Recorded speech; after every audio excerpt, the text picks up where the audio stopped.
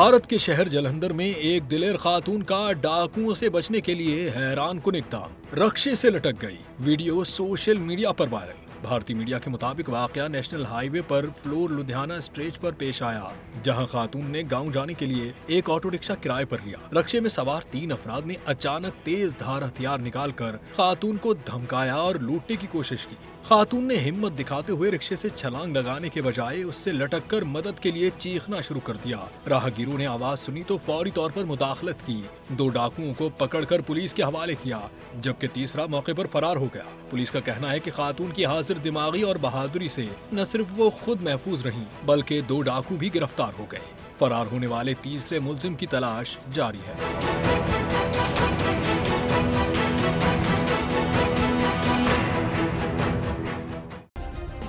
Subscribe करें और bell दबाएं ताकि कोई खबर रह न जाए।